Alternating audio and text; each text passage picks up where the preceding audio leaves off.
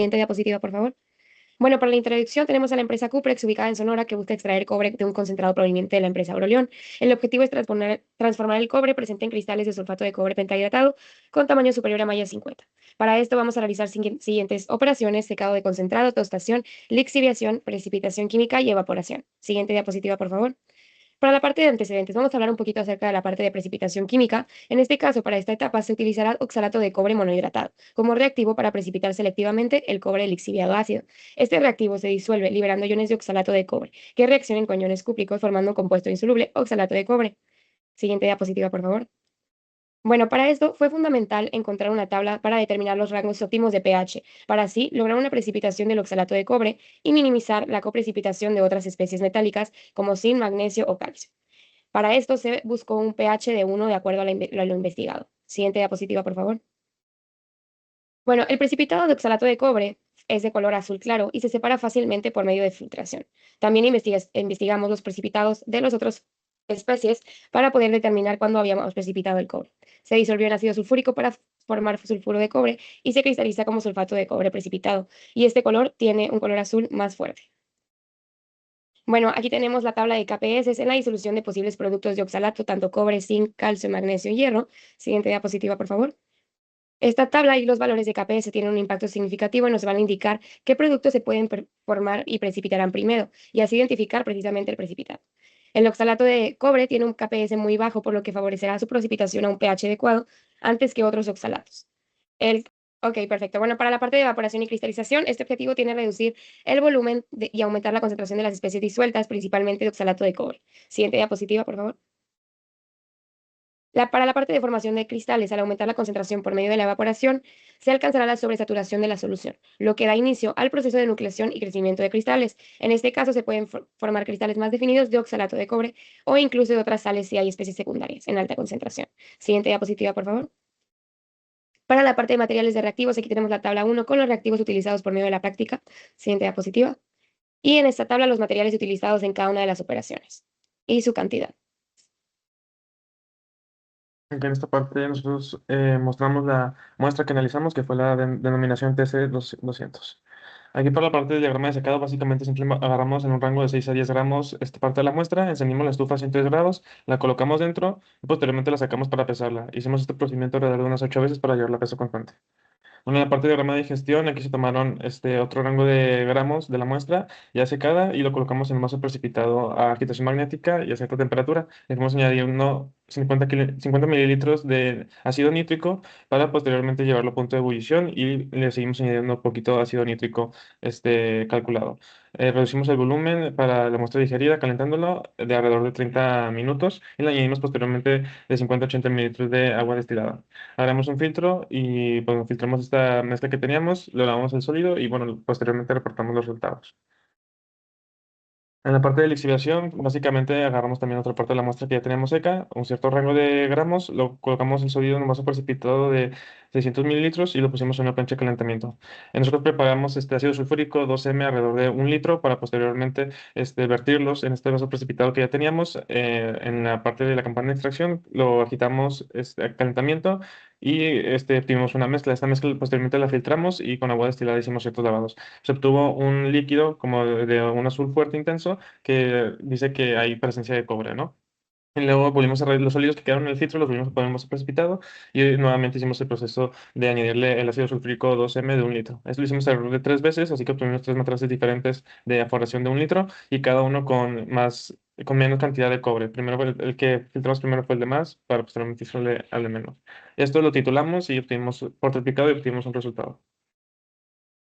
Bueno, ahora para la parte de precipitación química, primero se realizaron cada uno de los 3 lixiviados y se eliminó el tercer vaso debido a que se determinó que no tenía cobre. Se mezclaron en un vaso de precipitado de 2 litros y se calculó la cantidad de reactivo precipitante, en este caso oxalato de cobre, que se debía añadir a la solución. Después se niveló el pH a un pH de 1 para poder obtener el precipitado del oxalato de cobre con un color característico de azul claro. Después de unos minutos de agitación, se comenzó a formar el precipitado azul claro en la parte baja del vaso de oxalato de cobre. Después filtramos el precipitado de cobre con una bomba de vacío y se tomó la muestra del filtrado en un líquido de quetesato para determinar el cobre por triplicado. Se disolvió el precipitado con una disolución de ácido sulfúrico al 15% peso volumen. Siguiente diapositiva, por favor. Ahora para la parte de evaporación y cristalización se colocó la disolución en un cristalizador de 15 centímetros de diámetro, se encendió la estufa a 45 grados y se estuvo monitoreando constantemente la temperatura con una variación de 1 grado y después se pesó el cristalizador en una balanza. Se colocó el cristalizador ya en la estufa a 45 grados Celsius y se estuvo dejando ahí por periodos de 3 horas, alternándolo con 3 horas de enfriado. Una vez frío, se pesó en la balanza semianalítica y se fueron registrando el peso en los diarios y se repitieron estos pasos hasta obtener los cristales de cobre. Se reportó la pérdida de peso y se recolocaron los cristales. Siguiente diapositiva, por favor. Aquí podemos ver el método del cuarteto para la muestra del secado. En la figura 8 se ve la muestra total, en la figura 9 la división del cuarteto y en la figura 10 el descarte de secciones. Esto se hizo para poder homogeneizar toda la muestra. En la figura 11 está la disminución del tamaño y en la figura 12 la selección de los últimos pedazos. En esos últimos pedazos tenemos 6.97 gramos que se llevaron a secar. Aquí se pueden ver las fotos hasta llegar a peso constante.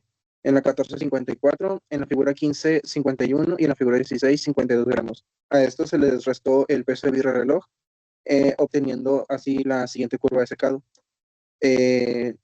Hicimos 8 veces este proceso hasta llegar a 6.65 gramos de cobre en un tiempo de 200 minutos. Y ahí están los cálculos que obtuvimos de la muestra de cobre en base seca, de la muestra de cobre en base húmeda y el porcentaje de humedad total de la muestra, que era 23.76%. Bueno, aquí en la parte para los cálculos de estandarización del tiosulfato, el 0.1 normal, que fue el que utilizamos, básicamente en base a la reacción química, nosotros ya pudimos sacar la molaridad o los moles del iodato de potasio para posteriormente obtenerlos del yodo y para posteriormente obtenerlos del tiosulfato de sodio. Una vez obtenidos los moles de tiosulfato de sodio, lo dividimos entre el volumen del titulante gastado y bueno, nos dio como resultado alrededor de 0.1295 normalidad de tiosulfato, algo un poquito más alto de lo que esperábamos. A la digestión, bueno, se utilizó este tiosulfato de 0.1295 normal, también en base a la reacción química, un apoyo de ella obtuvimos los gramos de que viene siendo de cobre en esta digestión, que en promedio fue 0.596 gramos de cobre, o también en porcentaje fue de 2.98% de cobre. Aquí, debido a esta diferencia, bueno, se utilizó una desviación. En esta parte de la desviación se sacó un promedio y luego después de este promedio se sacó la fórmula de la desviación estándar, dando como resultado 2.98 más o menos 0.105 porcentaje de cobre. Para el proceso de lixiviación se agregó ácido sulfúrico 4 normal en la muestra de 4 a 1 en proporción de los mililitros de ácido sulfúrico en base al peso de la muestra, de la cual fueron 175 gramos en total. Por cada lixiviación se utilizaron 700 mililitros de ácido sulfúrico. Aquí están los cálculos de la disolución. Siguiente diapositiva. Y en estas tablas se representa el pH que teníamos en la muestra en base al tiempo y la temperatura tomada. Como se puede observar, la única que hubo una reacción exotérmica fue en la primera lixiviación, mientras que en la lixiviación 2 y en la 3, que está la tabla un poquito más adelante, se mantiene a temperatura ambiente.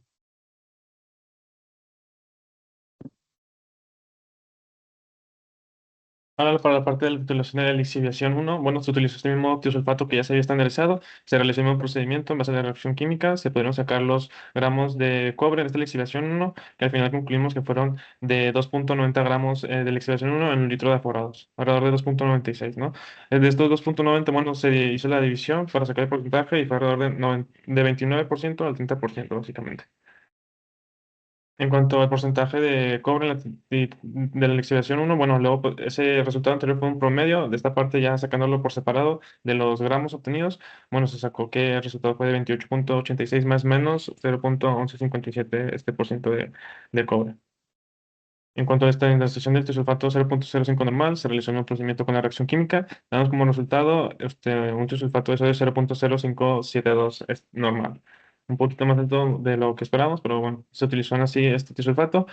Para titularlo, fueron exactamente las mismas cantidades, ya que el triplicado lo hicimos en las mismas condiciones. Utilizamos una pipeta volumétrica para medir cada uno ya sea hidróxido de amonio del ácido glacial que ocupábamos y lo hicimos exactamente igual a este triplicado, por lo que nos dio básicamente el mismo titulante gastado y un promedio de porcentaje de 1.8 por ciento de cobre más o menos. Y en cuanto a los gramos, bueno, como es lo mismo, salió de 0.436 gramos de cobre en la lixiviación 2.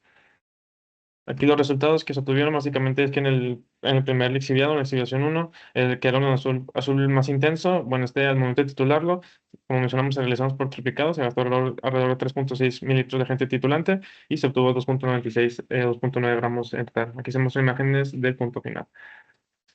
También en la lixiviación 1 se puso en un color muy fuerte al momento de agregar hidróxido de amonio.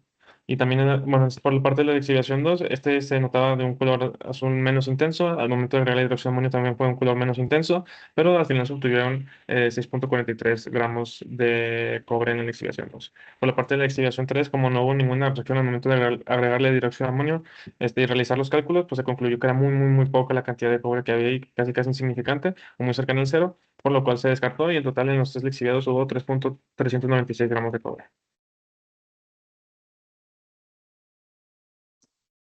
Para los resultados de la precipitación y neutralización, durante esta práctica se trabajó la disolución de la lixiviación ácida en pH 0. Y a partir de investigaciones previas se determinó que nuestro oxalato de cobre precipita óptimamente un pH 1, evitando la coprecipitación de otras especies metálicas como el oxalato de calcio, por ejemplo. Se utilizó el oxalato de potasio como agente precipitante y se ajustó el pH a 1 en el vaso precipitado con un volumen de 1600 en los lixiviados 1 y 2, como ya se había mencionado anteriormente. Se formó el precipitado azul que está en la esquina inferior derecha y es característico del oxalato de cobre debido a su color. El sólido fue filtrado y secado.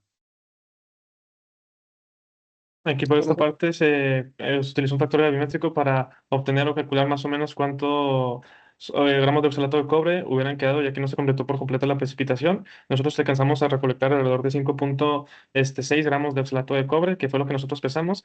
Sin embargo, al hacer los cálculos de gravimetría, se pudo concluir que había alrededor de 8 gramos de oxalato de cobre en toda la mezcla que teníamos que podía precipitar, vaya. Y haciendo la resta, bueno, quedaron alrededor de 2.51 gramos de oxalato de cobre. Esto fue principalmente porque empezó a precipitar un sólido blanco. Ese sólido blanco, pues nosotros no lo necesitamos, pero a pesar de que lo llevamos al mismo procedimiento del pH 1, agregarle oxalato de potasio, bueno, seguía precipitando este sólido blanco y debido a temas de tiempo no pudimos encontrar la solución rápida a esta problemática, por lo cual trabajamos con los gramos que ya hemos recolectado.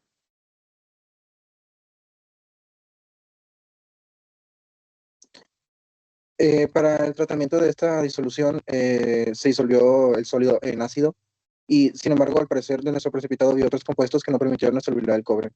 Para intentar recuperar nuestro cobre, se aplicó un tratamiento térmico, se calentó la mezcla de 70 a 90 grados y se añadió agua oxigenada con la intención de oxidar el ion oxalato y volver a disolver el compuesto. Sin embargo, esta disolución no se logró y no se formaron ni un tipo de cristal de cobre, lo que indica que el método no fue efectivo. Aquí por último se hicieron unos cálculos de esta parte de la mezcla que habíamos obtenido con el ácido sulfúrico. Y bueno, básicamente se estandarizó un tiosulfato 0.01 normal, la misma técnica que se utilizó, dando como resultado alrededor de 0.00975 normalidad de tiosulfato, algo muy cercano al 0.01. Y bueno, estas son las conclusiones. Se logró extraer y cuantificar el cobre efectivamente mediante la digestión y la lixiviación y la precipitación selectiva, y la recuperación final fue limitada por la insolubilidad del oxalato de cobre. Aquí se tuvieron algunas problemáticas en cuanto a la precipitación, ya que en la literatura no se encontraba mucha información acerca de una curva de solubilidad del oxalato de cobre, por lo cual tuvimos que jugar nosotros un poco con estos pH y ver qué pasaba. Pero a fin de cuentas ese fue nuestro limitante. También el tiempo fue una problemática, ya que no alcanzamos del todo a completar los siguientes pasos después de hacer la precipitación y combinarlo con el ácido que nos tocaba. Vaya. Muchas gracias.